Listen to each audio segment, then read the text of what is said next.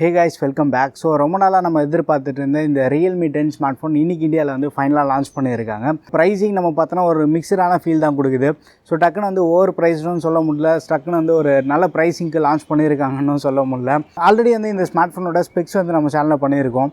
Background நாய்ஸாக கொஞ்சம் அப்படி இப்படி தான் இருக்கும். நான் வெளியில் ஷூட் பண்ணுறோம் பார்த்தீங்களா.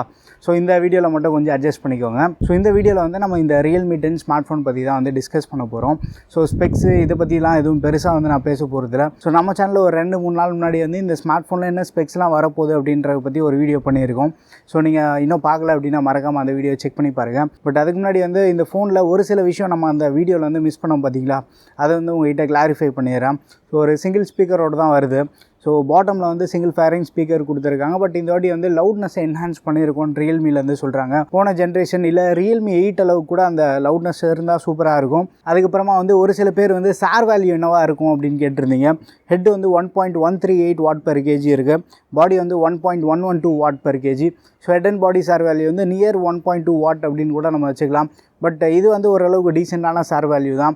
ஏன்னா ஒரு சில ஃபோன்ஸ்லாம் நம்ம பார்த்தோன்னா 1.4 1.5ன்னு இருக்கும். பட் ஸ்டில் சார் வேல்யூ அப்படின்றது வந்து ஒரு சப்ஜெக்டிவான விஷயம் தான். அதுக்குள்ளே டீப்பாக போனோம் அப்படின்னா நம்ம நிறைய பேசலாம். நம்ம சேனலில் இதை பற்றி வந்து டீட்டெயிலாக ஒரு வீடியோ பண்ணியிருக்கோம். அதுக்கப்புறம் மெயின் கேமரா வந்து எந்த சென்சார்னு வந்து ஒரு சில பேர் கேட்டிருந்தீங்க. சாம்சங்கோட JN1 சென்சார் யூஸ் பண்ணியிருக்காங்க. இது ஒரு நல்ல கேப்பபிளான சென்சார் தான். ஒரு சில ஃப்ளாக்ஷிப் ஃபோன்லேயுமே வந்து இது அல்ட்ரா வைடுக்கும் வந்து யூஸ் பண்ணியிருந்தாங்க. ஒரு தரமான சென்சார், அதுவும் இந்த ப்ரைஸ் ப்ராக்கில் யூஸ் பண்ணது நல்ல விஷயம் தான். பட் Realme சாஃப்ட்வேரில் எந்த அளவுக்கு ஆப்டிமைஸ் பண்ணியிருக்காங்கன்றத வந்து நம்ம வெயிட் பண்ணி பார்க்கலாம். இந்த ஃபோனை வந்து நம்ம இன்டென்ஸாக டெஸ்ட் பண்ணி பார்க்கும்போது நமக்குள்ளே இருக்கக்கூடிய கொஷின்ஸ்க்கு வந்து நிறைய ஆன்சர்ஸ் கிடைக்கும். பட் ஸ்டில் கேமரா பெர்ஃபார்மன்ஸ் ஓரளவு டீசெண்டாக இருக்கும் அப்படின்ற ஒரு நம்பிக்கை இருக்குது. அதுக்கப்புறமா வந்து நிறைய பேர் வந்து என்ன ப்ரோ 4G ப்ராசர் தான் யூஸ் பண்ணியிருக்காங்க, 5G யூஸ் பண்ணலையேன்ற மாதிரி டவுட் இருக்கும். பட் என்னென்னா மீடியாடெக் கூட G99 யூஸ் பண்ணியிருக்காங்க. இதுக்கு முன்னாடி அந்த G95 G96க்கு கம்பேர் பண்ணும்போது ஒரு நல்ல அப்கிரேட் தான். நமக்கு பெர்ஃபார்மன்ஸ் ஓரியன்டாக பார்க்கும்போது அப்கிரேட் இருக்குது. பட் அந்த பேட்ரி எஃபிஷியன்சின்னு பார்க்கும்போது கூட இந்த வாட்டி வந்து 6 நானோமீட்டர் பேஸ்டு ப்ராசர் இது. நான் ஆல்ரெடி வந்து போக்கோ M5 யூஸ் பண்ணியிருக்கேன். பேட்ரி பேக்கப் சூப்பராக இருக்குது. பவர் எஃபிஷியண்ட்டாக இருந்தாலுமே வந்து நம்ம கொஞ்சம் ஃபோனை புஷ் பண்ணோம் அப்படின்னு நினச்சாலும் வந்து ஃபோன் ஓரளவுக்கு வந்து தாக்கு பிடிக்குது. ஸோ பெர்ஃபார்மன்ஸ்லேயே வந்து நம்மளுக்கு மேஜராக கன்சர்ன் எதுவுமே இல்லை.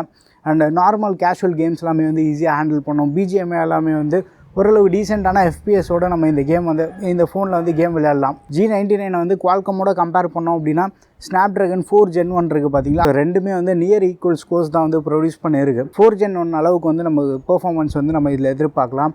4 Gen 1 பார்த்தோன்னா ஆல்மோஸ்ட் ஒரு 7 சீரீஸில் இருக்கக்கூடிய ப்ராசர் அளவுக்கு வந்து நமக்கு பெர்ஃபார்மன்ஸ் இருக்கும்.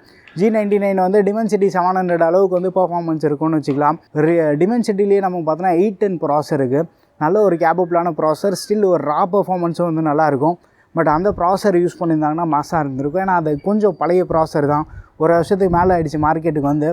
ரீசெண்டாக Infinix கூட வந்து 12,000 ரூபீஸ்க்குலாமே வந்து Dimensity 810ஓட ஃபோன் லான்ச் பண்ணியிருந்தாங்க. ஸோ அந்த மாதிரி Dimensity 810 யூஸ் பண்ணியிருந்தால் இன்னும் கொஞ்சம் சாட்டிஸ்ஃபேக்டரியாக இருந்திருக்கும்.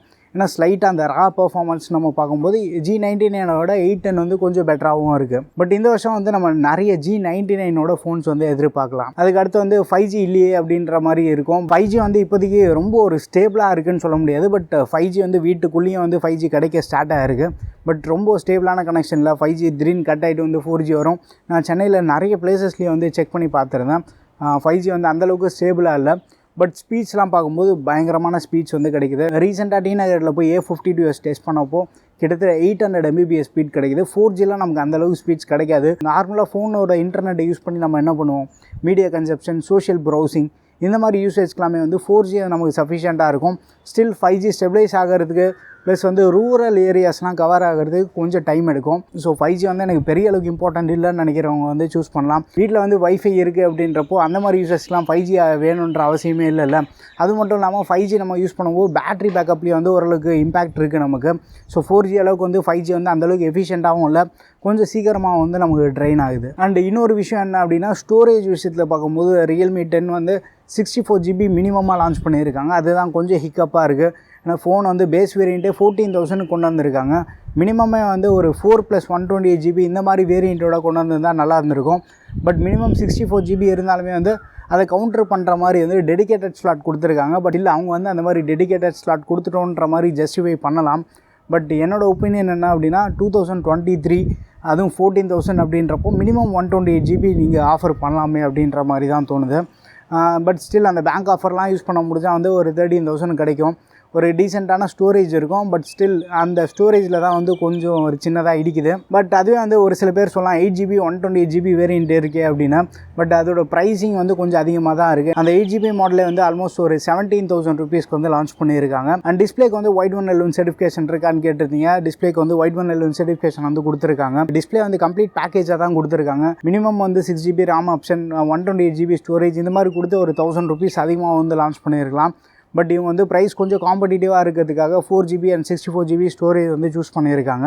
அண்ட் இன்னொரு ஒரு சின்ன கான்னு கூட சொல்ல முடியாது, ஒரு சின்ன வருத்தம்னு சொல்லலாம். அல்ட்ரா வைட் ஆங்கிள் கேமரா வந்து கொடுக்கல. அது கொடுத்துருந்தாங்கன்னா இன்னும் ஒரு கம்ப்ளீட் பேலன்ஸ்டு ஃபீல் கிடச்சிருக்கும். இன்னொரு சின்ன டிசப்பாயின்மெண்ட் என்னென்னு பார்த்தீங்கன்னா, ஸ்டில் Android 12 தான் இந்த ஸ்மார்ட் ஃபோன் வருது.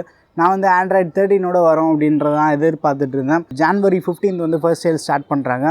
அந்த இனிஷியல் பேங்க் ஆஃபர்லாம் வச்சு யூஸ் பண்ணி பார்க்கும்போது எஃபெக்டிவாக வந்து 13,000 வாங்க முடியும். அந்த ப்ரைஸ்க்கு இப்போதைக்கு நம்ம பார்த்தோன்னா ஒரு ஆல்மோஸ்ட் ஒரு கம்ப்ளீட் பேக்கேஜோட வந்து ஒரு ஃபோன் ரியல்மிலேருந்து ஆஃபர் பண்ணுறாங்க. இந்த Realme 10 ஸ்மார்ட் ஃபோன் வந்து நம்ம சேனலில் கவர் பண்ணலாமா வேண்டாமான்னு இதை பற்றி உங்கள் ஒப்பீனியன்ஸ் எல்லாத்தையும் வந்து மறக்காம கீழே கமெண்ட்டில் ஷேர் பண்ணுங்கள். வீடியோ பிடிச்சிருந்தால் லைக் பண்ணுங்கள். இன்னும் நம்ம சேனலுக்கு நீங்கள் சப்ஸ்கிரைப் பண்ணலன்னா மறக்காமல் சப்ஸ்கிரைப் பண்ணிக்கோங்க. அடுத்த ஒரு வீடியோவில் சந்திப்போம். பாய்.